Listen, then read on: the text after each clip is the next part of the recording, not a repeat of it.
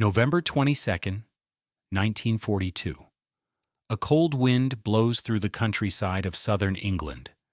A train carrying captured German soldiers creaks to a halt at a quiet village station. Inside the carriages, the prisoners brace themselves. They expect beatings, screaming civilians, or worse. Every story they had heard, whether from Nazi propaganda or fellow soldiers, warned them about the horrors of British captivity, torture, starvation, humiliation. That is what they were told to expect. But when the train doors slide open, what greets them is silence. And then, something entirely unexpected. A group of villagers stands calmly on the platform. One woman carries a tray of warm tea. A young boy holds a basket of bread rolls. An old man gestures kindly as if welcoming guests. The prisoners stare in disbelief. No handcuffs. No shouting. Just an invitation. Tea, biscuits, and dinner. What these German prisoners of war found in the United Kingdom was not punishment. It was humanity. And for many of them, it changed everything they believed. This is the forgotten story of how the people of wartime Britain defied hatred not with weapons, but with compassion, and how it transformed the hearts of the very men they had once called enemies. Fear, propaganda, and the British surprise. During the early years of World War II, Britain stood alone. The Blitz had darkened its cities. German bombs had rained down on London night after night. Civilians were killed in their homes. Children were evacuated to the countryside. And across the country, a spirit of deep suspicion settled in. By 1941, the British government began capturing increasing numbers of German soldiers. Pilots shot down over Kent, submarine crews hauled from the Channel, infantry taken prisoner in North Africa, and transported to British soil. For those captured men, one thought haunted them as they crossed the sea to Britain: fear. They had been fed a steady stream of terrifying propaganda by their own government. Nazi officers warned that if captured, they would be subjected to inhumane treatment. The British, they said, were brutal, deceitful, and cold. German soldiers were told they would be locked in iron cages, worked to death, or forgotten in dark basements beneath stone castles. A German army handbook distributed in 1940 indicated that prisoners of war should prepare themselves for British psychological warfare and starvation tactics. One Luftwaffe pilot recalled hearing rumors that the British would inject poison into prisoners to make them confess. Another soldier said he was told the British sometimes handed over prisoners to Jewish mobs for revenge. Even for those who did not fully believe the wildest rumors, there was still an assumption that life in British hands would be harsh, cold, and humiliating. After all, they were the enemy. But behind the barbed wire and the barracks, Britain was preparing something radically different. In the halls of the War Office, policymakers had quietly begun designing a new approach to prisoner of war management. Instead of focusing solely on punishment or containment, some officials proposed a strategy rooted in long-term thinking, education, cultural exposure, and even rehabilitation. What if, they wondered, captured German soldiers could be influenced, perhaps even transformed by their time in Britain? A memorandum circulated in mid-1943 by the British Ministry of Information proposed allowing some prisoners to work on farms, attend lectures, or read English newspapers. Local clergy were encouraged to visit camps and speak with prisoners. Books in German were made available in camp libraries, and in a few exceptional cases, prisoners were even allowed to attend Sunday services in nearby villages. This policy would not be applied evenly. There were still strict security protocols. Escape attempts were met with firm response. But the underlying idea was simple: show these men a version of Britain that Nazi Germany never wanted them to see. By late 1943, thousands of German prisoners of war were living in Britain, not just as captives behind fences, but as curious observers of the very society they had once sworn to destroy, and what they discovered would surprise them. Franz Müller, the first prisoner who didn't understand the invitation. Franz Müller was 22 years old when his aircraft was shot down over the English Channel. He was a junior flight officer in the German Luftwaffe. In October 1942, his bomber took heavy fire from British anti-aircraft defenses during a night raid and lost altitude rapidly. With smoke filling the cockpit and instruments failing, Franz bailed out, plunging into cold salt water in the early hours of dawn.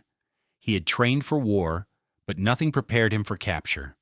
British patrol boats recovered him, and several crew members just off the coast of Dover. They were wrapped in blankets, given hot tea, and told they would be taken inland. No one spoke German, and the soldiers accompanying them offered few explanations. It was the silence that unsettled Franz most. In his mind, it was the calm before the cruelty. As the small convoy moved north, he recalled what he had heard back in Germany. Stories passed among airmen about what happened to those who fell into British hands. Some spoke of beatings. Others described overcrowded cells and public humiliation. A senior officer once warned them, "If you're taken, never let your guard down. The British will smile with one hand and strike with the other." So Franz braced himself. After a brief stop at an army processing center, he and a group of about 20 fellow prisoners were placed on a train heading toward a rural camp. The train was old, slow, and drafty. The windows were fogged from breath and cold. Franz clutched his overcoat tighter and stared out into a passing blur of empty fields and foggy hills. As the train slowed into a small station, something odd happened. The guards became more relaxed. One of them, an older British soldier, nudged another and pointed out the window. Franz turned to look. A group of people were waiting on the platform, but they were not soldiers. They were civilians. An elderly woman in a headscarf held a thermos. A boy, perhaps 9 or 10 years old, clutched a plate wrapped in a dish towel. Next to them, a man in a wool coat held a handmade sign with a few simple words in German. "Welcome. Would you like tea?" Franz blinked, unsure he had read it correctly. Was this a trick? When the door of the carriage opened, no one shouted. Instead, the guards helped the prisoners down gently. A local pastor stepped forward and addressed the group in English with a translator beside him. "We are not your enemies anymore," the translator said slowly in German. "You are in our care now, and in this village we believe everyone deserves respect." Franz stood frozen. He looked at the villagers, then at his fellow prisoners, who seemed just as confused. One of them whispered, "Is this real?" They were led into the village hall, where tea and bread had been prepared. No barbed wire, no cold cells. Just chairs, tables, and quiet conversation. Franz sat down, still waiting for the punishment to begin. But it never came. Little Brick Hill and the experiment in friendship. The village was called Little Brick Hill. Nestled in the rolling countryside of Buckinghamshire, it was the kind of English village where nothing much ever changed. There was a single church, a pub, a few dozen cottages, and a rhythm of life shaped more by the seasons than by the war. But in late 1943, something unusual began happening there, and it started with a conversation at the local church. Reverend James Harding, the village's Anglican pastor, had recently visited a nearby prisoner of war camp with a group of clergy. He had expected to find hostility, or at least emotional distance. What he found instead shocked him. "I saw young men who looked lost," he wrote in a letter to his bishop. They were not monsters. They were boys in uniform, far from home, wondering who they had become. Moved by the visit, Reverend Harding made a proposal. What if his congregation opened its doors, literally, to the German prisoners, not just for charity, not to convert them, but to offer a glimpse of normal human kindness in the middle of a world gone mad. The idea was controversial, even in a quiet village. Some parishioners resisted. They had lost husbands and sons to the war. Their homes had been blacked out during the Blitz. They had every reason to hate the enemy. One woman stood up at a church meeting and asked, "Why should we share our bread with the men who bombed our cities?" But others, quietly, cautiously, agreed. Within weeks, a plan was in place. Every Sunday, a small group of German prisoners from the nearby camp would be escorted under guard to attend church services in Little Brick Hill. The prisoners were vetted carefully. Those who came had to demonstrate good behavior and a willingness to participate respectfully. At first, the village held its breath, but the fears faded quickly. The German prisoners sat quietly in the back pews, heads bowed. They listened respectfully to sermons they could barely understand. Eventually, Reverend Harding arranged for one of the guards, a bilingual British officer named Alex Claviez, to translate the weekly sermons into German. A few of the prisoners began to follow along. One even asked for an English-German Bible to compare the texts. And then, something extraordinary happened. After one Sunday service, a British family invited two prisoners to join them for tea. Just tea, nothing more. No lectures, no political arguments. Just warm cups, soft bread, and tentative words exchanged across a kitchen table. The next week, more families joined in. Soon, it became routine. After the service, a handful of prisoners would be escorted, not to a holding cell, but to an English home. They would sit by a fireplace, listen to a radio, sometimes even help peel potatoes or set the table. The guards remained nearby but rarely had to intervene. The program became known, quietly, unofficially, as the experiment in friendship. And it worked.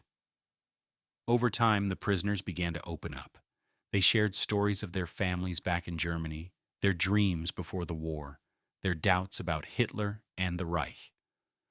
One prisoner named Otto confessed that he had been conscripted into the army at age 17 and never wanted to fight. Another said the kindness he received in Little Brick Hill made him question everything he had been taught about the so-called enemy. Villagers, too, were changed. Many had never spoken to a German before. They had imagined them as faceless enemies, cold, mechanical, violent. But here they were, sitting in their parlors, asking about gardening, trying to learn English phrases, thanking them for jam and tea. Of course, there were rules. Prisoners could not roam freely. They were returned to the camp at sunset.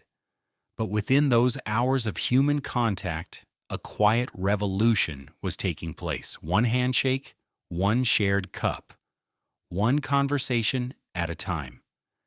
Decades later, historians would look back and call it a footnote. An odd little experiment that barely made a blip in the vast machinery of World War II. But to the men who lived it, and to the villagers who dared to participate, it was something else entirely. It was a beginning. Elsie Thompson, the woman who let the war into her living room. Elsie Thompson was not a politician, a soldier, or a strategist. She was a widow, living in a small brick cottage at the edge of Little Brick Hill, with a vegetable garden in the back and a wood-burning stove in the front. Her husband had died 3 years earlier in the Battle of Dunkirk. Her son was still missing in action, presumed to be somewhere in North Africa. She had every reason to hate the men now being brought into her village on Sunday mornings. But Elsie was also a woman of quiet strength.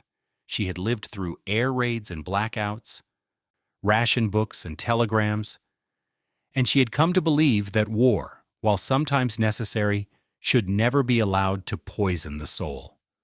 So when Reverend Harding made his request that villagers consider hosting German prisoners of war for tea after church, Elsie's first reaction was disbelief. "Tea with the men who dropped bombs on us?" she asked him. "What if I say something wrong? What if they say nothing at all?" Harding replied simply, "You do not have to say anything special. Just be human." Elsie agreed, reluctantly. The following Sunday, Two German prisoners, young, quiet, and visibly uncomfortable, stepped into her small kitchen, accompanied by a guard who waited outside. She offered them chairs, poured tea into mismatched porcelain cups, and placed a plate of oat biscuits on the table. The silence was thick. One of the men finally spoke. In broken English, he said, "Thank you for the tea." Then he smiled, and Elsie, still grieving, still guarded, nodded and replied, "You're welcome." That was the beginning. In the weeks that followed, she learned their names, Hans and Dieter. She learned they were both from rural parts of Germany. Both had worked on farms before being drafted, and neither had chosen the war. She learned that Dieter had a sister who had disappeared during a bombing raid, and that Hans secretly hoped to emigrate to Canada after the war. They never spoke about Hitler, or the Reich, or ideology. They talked about bread and weather and music. When Elsie played an old record of Glenn Miller on her gramophone, Dieter hummed along. When she mentioned her son, both men lowered their heads and said nothing, out of respect. Over time, the visits became easier. The awkward pauses grew shorter. Hans offered to help with firewood. Dieter complimented her plum jam. Once, when her stove failed during a snowstorm, the men worked together to repair it using nothing but a spoon, a hinge, and a strip of cloth from an old uniform. Elsie never stopped missing her husband. She never stopped worrying about her son. But something softened in her. She saw in these young men not just the face of the enemy, but the faces of boys who were, in their own way, also victims. The villagers noticed. More families began hosting prisoners. Some offered them second-hand clothes or knitted scarves. One elderly couple taught a German soldier how to play cribbage. A group of local children started collecting German words in a notebook, trying to communicate. The guards, once tense and formal, relaxed.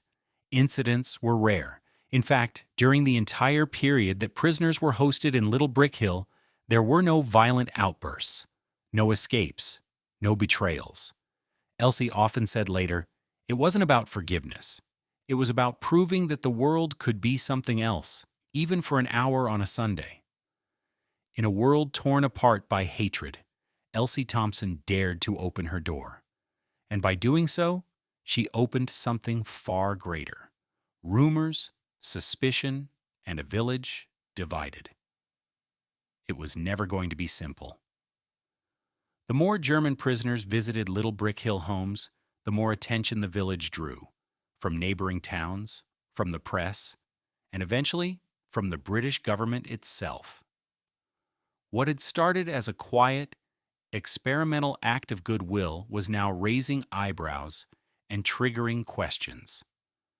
The first signs of trouble came quietly. A jar of sugar went missing from a pantry, then a piece of cloth disappeared from a washing line. Small things. But in wartime Britain, with strict rationing and nerves already frayed, small things could quickly become symbols of something bigger. Whispers began spreading. Did you hear Elsie's prisoner might have taken her sewing needle? Someone saw a German scribbling notes during tea. Maybe they're spies, gathering information. The irony was heavy. The very kindness that had softened the hearts of prisoners was now sowing seeds of fear among some villagers. The line between compassion and caution began to blur. One morning, the village postmaster, Mr. Gerald Pike, stood outside the local shop and declared, "It's gone too far. They're sitting at our tables, walking past our homes. One day, one of them will run." He wasn't alone. A handful of families, especially those who had lost sons in combat, began to push back. Some refused to participate. Others signed a petition to end the home visits entirely. At a town hall meeting, emotions ran high. One woman stood and shouted, "We're feeding the same boys who would have killed our children if they had the chance." Reverend Harding responded calmly. "And that is exactly why we must do this," he said, because they didn't kill your children, and because the world they come from is already filled with hate. Let us not mirror it." But even his voice couldn't prevent what came next. In March 1944, a high-profile escape attempt occurred, not in Little Brick Hill, but at Island Farm in South Wales. There, 70 German officers had dug a tunnel and fled their camp in the dead of night. It was the largest escape of its kind in Britain. Though most were recaptured within days, the news rattled nerves across the country. The Ministry of War demanded tighter security. Rumors of sabotage and espionage began to swirl, encouraged by newspaper headlines and radio commentators. Back in Little Brick Hill, this triggered a reassessment. A special unit from the Home Guard visited the village to inspect its informal prisoner hosting arrangements. While they found no security breaches, they issued a firm recommendation: limit civilian contact with prisoners of war. But the villagers pushed back. Reverend Harding sent a letter to the War Office, signed by 32 households, stating, "We have seen no danger here, only healing. If your war aims include the restoration of peace, then let us do our part." The letter did not go unanswered, but the reply was careful. Home visits were not banned, but they were quietly discouraged. Officially, the ministry neither approved nor condemned the experiment in friendship. But the message was clear: proceed at your own risk. Then came a turning point. It happened one rainy afternoon in April, when a prisoner named Ernst was walking back from tea at the Johnsons' home. As he passed a hedgerow, he saw a little girl crying in the mud. She had fallen and twisted her ankle. No one else was nearby. Ernst hesitated for just a moment, and then picked her up. He carried her half a mile back to the village, his uniform soaked, boots covered in muck. When he reached the square, several adults turned to look, uncertain at first. Then, seeing the girl in his arms, they rushed forward. Her mother sobbed. "Thank you," she whispered, barely able to meet his eyes. Word of the moment spread fast. It didn't erase every doubt. It didn't silence every critic. But it reminded people, viscerally, undeniably, that this was not a story of monsters and heroes. It was a story of human beings making choices, one at a time. To honor that moment, the villagers planned something bold. They would hold a dinner, not tea, not a quiet visit, but a proper meal, in public, with prisoners and hosts seated together at the same table. It would be held in the churchyard, under a canvas canopy, with lanterns and candles. The guards agreed to supervise, but at a distance. The date was set for Sunday, May 14, 1944. What followed would be one of the most quietly revolutionary evenings of the war. A table set between enemies. On the evening of May 14, 1944, the people of Little Brick Hill did something that would have been unthinkable just a year earlier. They gathered, villagers, guards, and prisoners alike, at long tables set beneath strings of oil lanterns in the churchyard. The air was cool but dry, and the hedgerows around the yard swayed gently in the breeze. At the center of every table was a candle, a loaf of bread, and a pot of tea. The meal was modest, assembled from what little the village could spare. Rations were tight. Butter was nearly non-existent. Sugar had to be borrowed from several households. Still, they managed plates of root vegetables, boiled eggs, pickled onions, and fruit preserves. A farmer brought a roast rabbit. Someone else contributed parsnip pie. It was not abundance, but it was warmth. The prisoners arrived under quiet escort. They wore their uniforms, freshly washed, their boots polished out of respect. Some carried hand-drawn thank you cards they had made in camp. Others brought nothing but awkward smiles and visible nerves. The villagers were no less tense.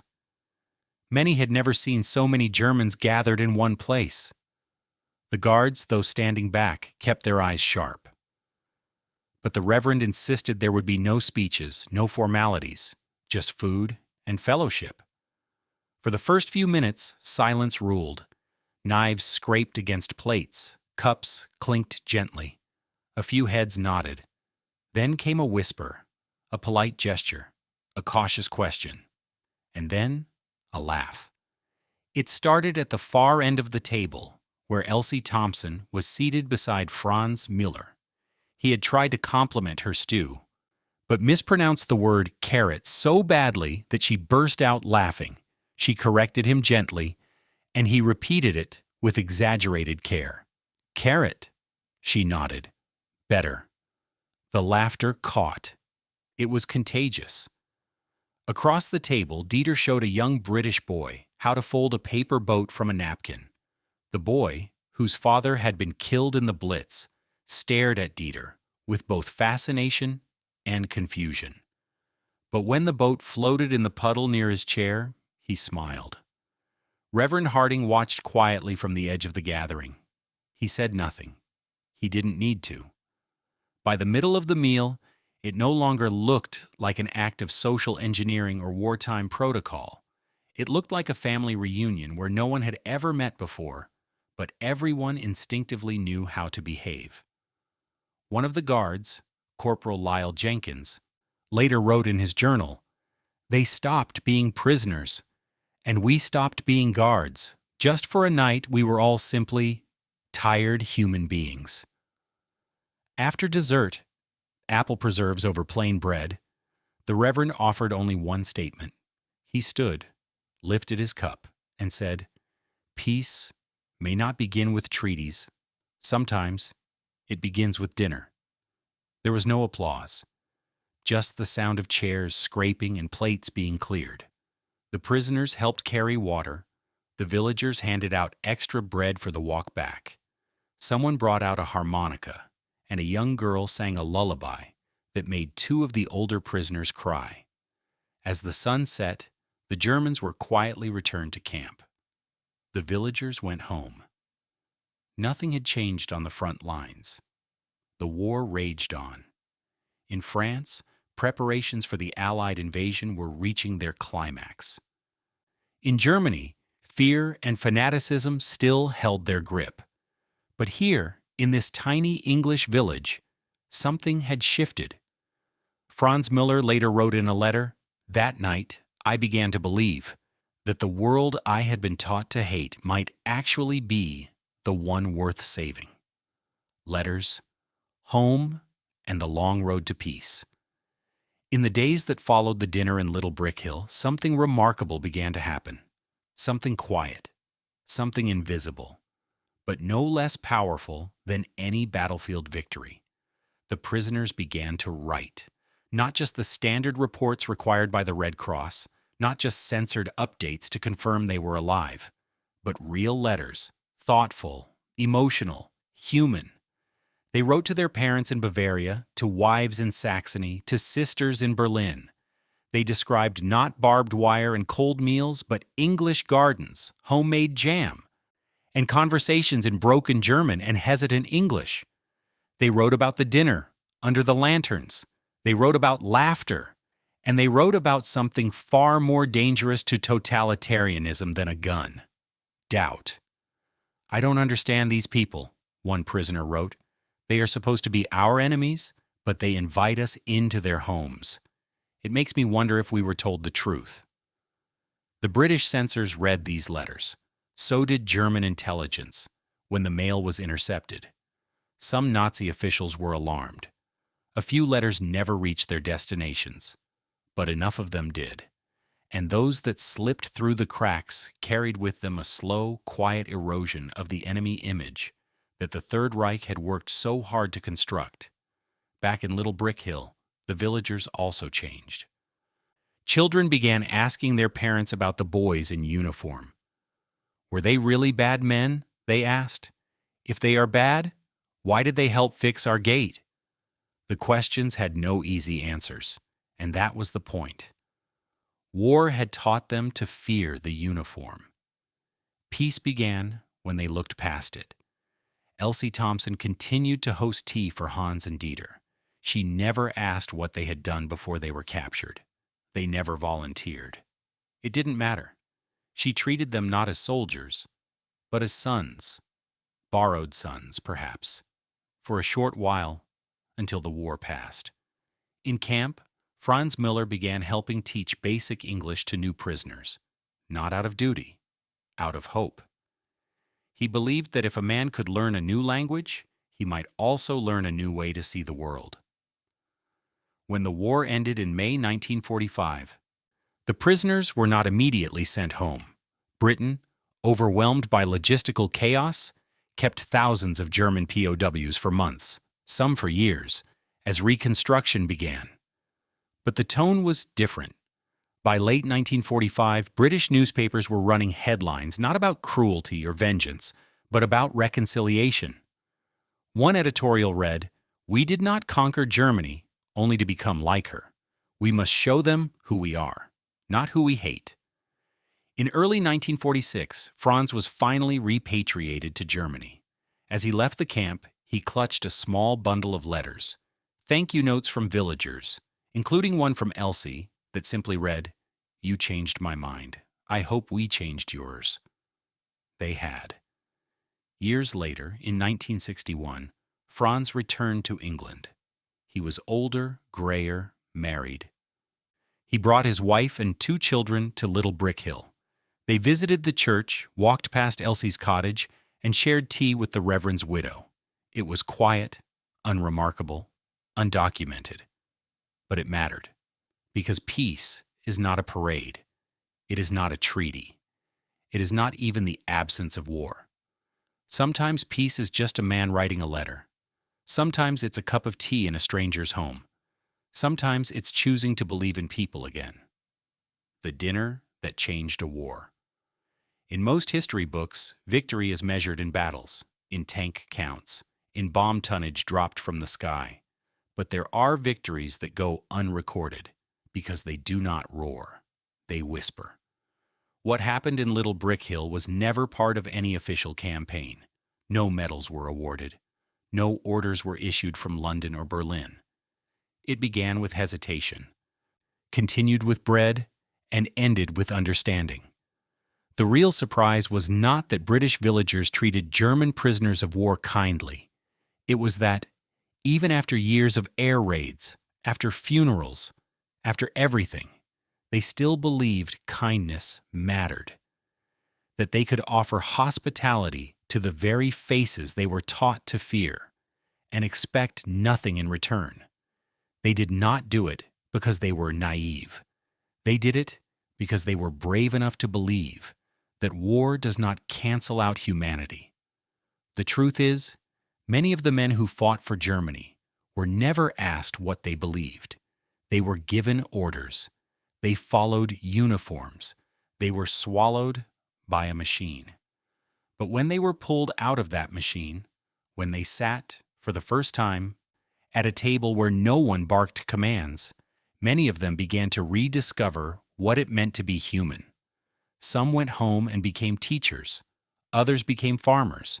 Some became silent about the war for the rest of their lives. But those who spent time in places like Little Brick Hill remembered the moment when the war paused, when someone who should have hated them poured tea instead.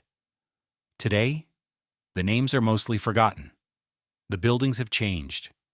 Most of the villagers and prisoners are gone. But the memory survives, not because of what they fought for, but because of what they stopped fighting long enough to see. That enemies could share a table.